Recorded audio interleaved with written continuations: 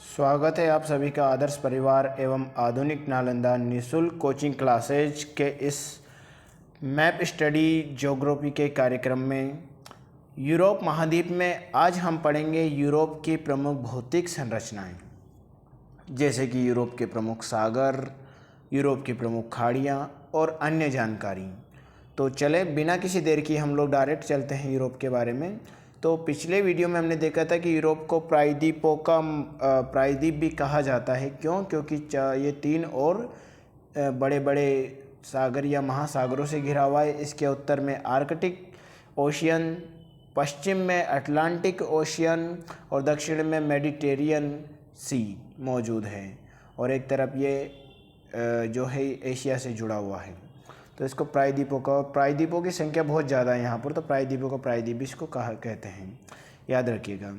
चलिए थोड़ा सा हम इसके सागरों के बारे में आज हम चर्चा करते हैं। सबसे पहले हम बात करते हैं इसके सागरों में प्रमुख सागर कौन कौन से हैं। तो सबसे पहले आप नॉर्वे, स्वीडन, फिनलैंड के उत्तर में देखेंगे तो आपको दिखेगा एक सागर बैरेंट्स सी। मैं इसका कलर चेंज कर देता हूँ, बैरेंट्स सी उत्तर में यहाँ पर दिया हुआ है, बैरेंट्स सी। और इसी के जस्ट नीचे आपको मिलेगा वाइट सी। कौन सा मिलेगा? वाइट सी। यहाँ पर रूस का ये कोला पेनिनसुला है, कोला प्रायद्वीप है। इसके निचले वाले भाग में है वाइट सी और ऊपर वाले भाग में है बैरेंट्स सी, याद रखिएगा। ओके, अब हम बात करते हैं नॉर्वे के पश्चिम में आपको दिखेगा नॉर्वेजियन सागर। क्या दिखेगा? नॉर्वेजियन सागर। नॉर्वेजियन सागर है ये।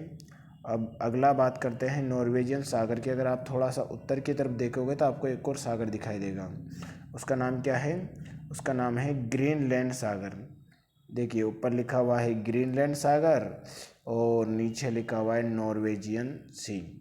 तो ये इसके उत्तर में ही है, नॉर्वेजियन सी, ग्रीनलैंड सी।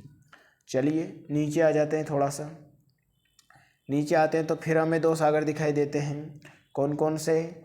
एक मिलता है बाल्टिक सागर, ये लगा हुआ है नॉर्वे, स्वीडन, फिनलैंड के नीचे बाल्टिक सागर।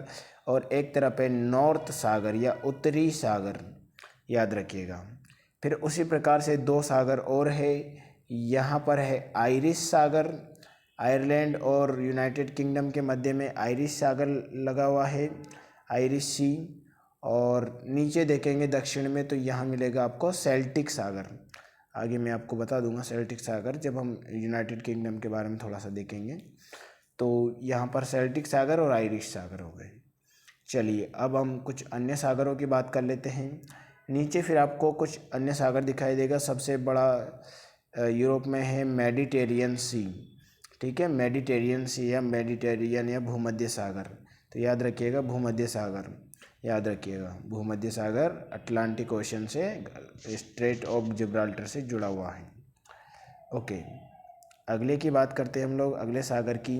तो यहाँ पर आपको दिखाई देगा फ्रांस के नीचे लिगुरियन सी, लिगुरियन सागर।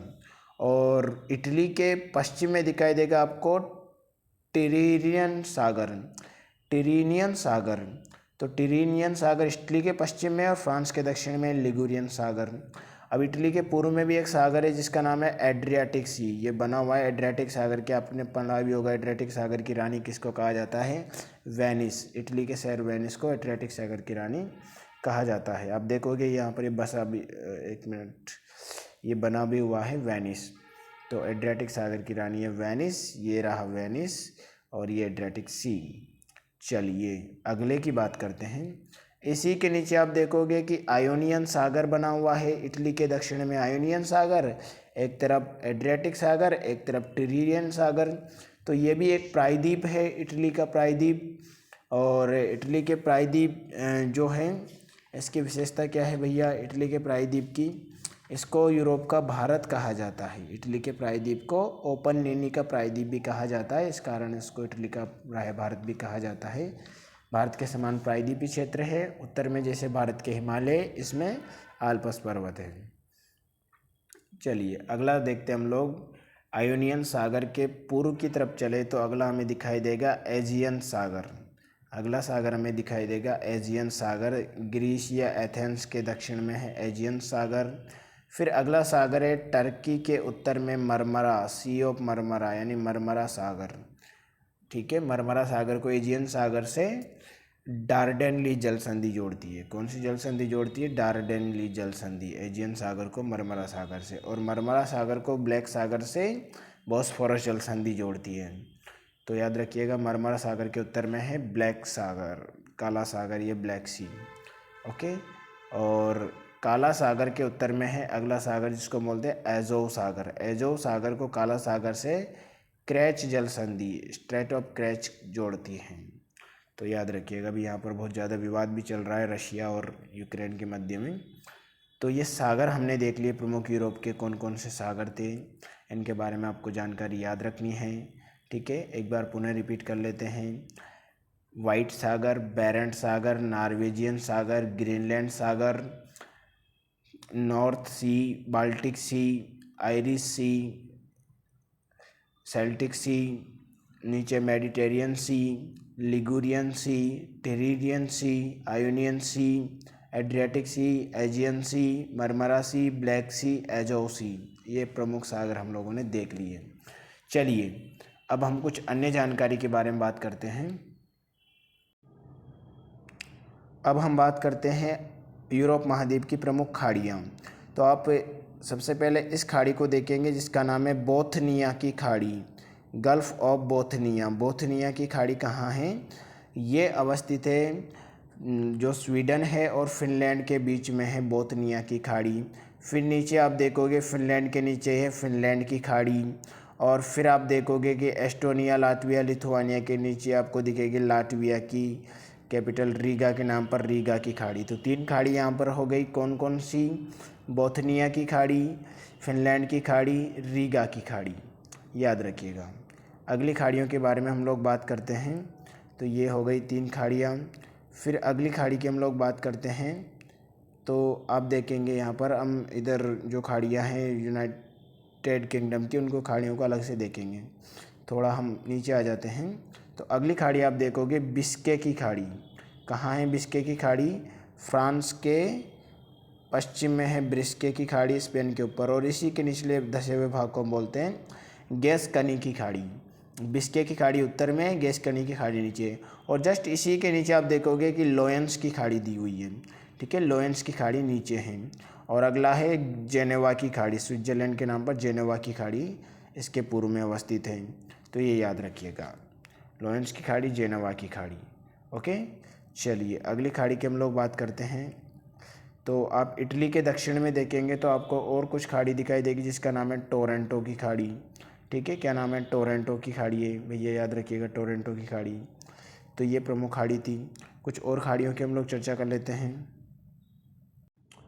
चलिए अगली खाड़ी की बात करते हैं। तो आप देखोगे यूनाइटेड किंगडम का मैंने ये अलग से मैप लिया हुआ है, और इस यूनाइटेड किंगडम के मैप में आपको बहुत सारी खाड़ियाँ दिखाई देगी। तो मैं इसको थोड़ा सा क्लोज कर लेता हूँ। इसके सबसे पहले यूनाइटेड किंगडम के उत्तर में देखेंगे तो आपको दिखेगी मोरे की खाड़ी, स्कॉटलैंड के पूर्व में है। फिर नीचे दिखेगी फोर्थ की खाड़ी। फिर अगला हम लोग देखते हैं अगली खाड़ी कौन सी है। तो अगली खाड़ी आपको मिलेगी ब्रिडलिंगटन की खाड़ी, पूर्व में ब्रिडलिंगटन की खाड़ी मिल गई। ब्रिडलिंगटन के नीचे आपको मिलेगी वर्ल्ड फेमस वॉस की खाड़ी। कौन सी? वॉस की खाड़ी, याद रखिएगा, वॉस की खाड़ी इसके भी पूर्व में है, ब्रिटेन के। चलिए नीचे भी एक खाड़ी फेमस है, लाइम की खाड़ी। नीचे कौन सी खाड़ी है? लाइम की खाड़ी। और मैं आपसे जैसे बात कर रहा था कि सेल्टिक सागर कहाँ है, तो आपको इस प्रकार से दिख गया होगा, यहाँ पर ये सेल्टिक सागर है। ठीक है, ये ब्रिस्टल चैनल है, ये सेल्टिक सागर है, और ये डोवर जल संधि नीचे इंग्लिश चैनल को उत्तरी सागर के साथ कनेक्ट करती है और फ्रांस और यूनाइटेड किंगडम को अलग करती है। अगले खाड़ी की हम लोग बात करते हैं। अगली खाड़ी आप देखोगे यहीं पर कार्डिगन की खाड़ी और कनाफर्न की खाड़ी, ये आयरिश सागर से लगी हुई है, कार्डिगन और कनाफर्न की। अगली है लिवरपूल, इसका प्रमुख शहर है लिवरपूल की खाड़ी, और मोरेकाम्बे की खाड़ी। ठीक है, याद रखिएगा। और अगली खाड़ी की बात करें जो आयरलैंड से लगी हुई है, डंडाक की खाड़ी है, और याद रखिएगा डंडाक की खाड़ी है, और सॉल्वे की खाड़ी उत्तर में है। ये प्रमुख यूनाइटेड किंगडम में पड़ने वाली प्रमुख खाड़ियाँ थी। चलिए, तो आपको अच्छा लगा होगा यूनाइटेड किंगडम की खाड़ियों के बारे में जानकर। अगली बात करते हैं हम लोग। अब हम प्रमुख झीलों के बारे में बात कर लेते हैं। झीलें कौन कौन सी है यूरोप महाद्वीप में? तो अब पहले यूरोप में 2 झीलें हैं, याद रखिएगा, lake Ladoga, lake Onega. Europe में जो रूस है उसके पश्चिम में आपको दिखाई देगी लेक लडोगा, लेक ओनेगा, 2 झील सेम नेम आपको मिलेंगे इनके, तो याद रखिएगा। झीलों का देश क्यों किसे कहा जाता है? हज़ारों झीलों का देश फिनलैंड। तो फिनलैंड में तो भैया बहुत सारी झीलें हैं, हमें याद रखना है। फिनलैंड की तो झीलें बहुत सारी हैं। कुछ फेमस झीलों के बारे में हम लोग बात कर लेते हैं। 1-2 झीलें जो फेमस है उनके बारे में हम लोग देख लेते हैं। तो सबसे उत्तर में आप देखोगे कि एक झील है लेक इनारी। कौन सी झील है? इनारी झील है, लेक इनारी।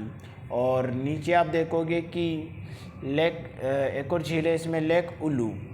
1 मिनट, अगली झील कौन सी? लेक ओलू, उलू या अलू झील के नाम से जिसको जाना जाता है, लेक अलू, लेक इनारी। ये फिनलैंड में है। वैसे हज़ारों झीलें, लेकिन हमें 2-4 प्रमुख याद रखनी है।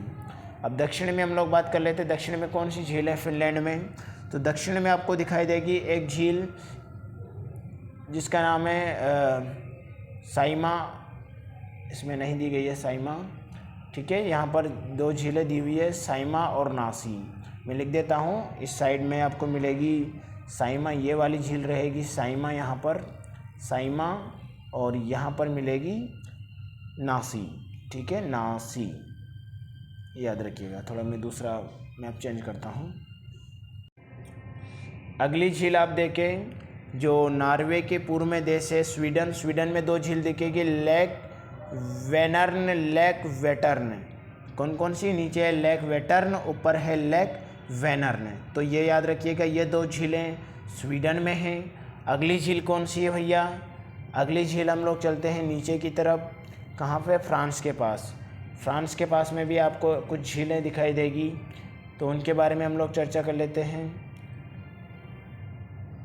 इटली में भी आपको कुछ झीलें दिखाई देंगी, और भी देशों में। चलिए, तो फ्रांस के पास हम 2 झीलों की बात कर रहे थे। एक देखेंगे अब लेक कॉन्स्टेंस। लेक कॉन्स्टेंस कहाँ है? जर्मनी में है लेक कॉन्स्टेंस। और फ्रांस में भी एक झील है जो फेमस है, नाम याद रखिएगा उसका नाम है आइशेल। झील का नाम क्या है? आइशेल। लिख लीजिएगा जिनको नहीं पता। आइशेल झील फ्रांस में है, और कॉन्स्टेंस झील है कहाँ पे? जर्मनी में है। कॉन्स्टेंस झील जर्मनी के पास में है। चलिए, अगली झीलों की हम लोग बात करते हैं। अगली झीलें कौन सी हैं?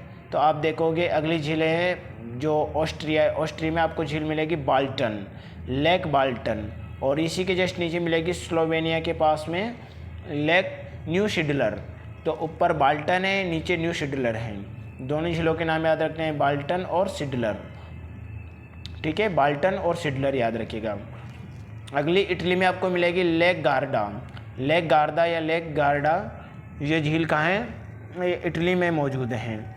इटली में आपको एक और झील दिखाई देगी नीचे, बोलसेना, ठीक है, यहाँ दी नहीं गई है, लेकिन याद रखिएगा इटली में एक और झील है जिसका नाम है बोलसेना। ओके, नाम क्या है? बोलसेना। बोलसेना इटली में ही है, बोलसेना। चलिए, अगली झील के बारे में हम लोग बात कर लेते हैं। अगली झील कौन सी है? तो अगली झील आपको दिखाई देगी इस पेनिनसुला में, ये जो प्रायद्वीप है, यूगोस्लाविया का प्रायद्वीप, यहाँ पर आपको 2 झील दिखाई देगी। मैं मैप चेंज कर लेता हूँ, थोड़ा आपको क्लैरिटी रहे। चलिए, हम 2 झीलों की बात कर रहे थे। तो यहाँ पर पेनिनसुला में 2 झील है। एक है लेक ऑर्चिड, लेक प्रेस्पा झील और ऑर्चिड झील।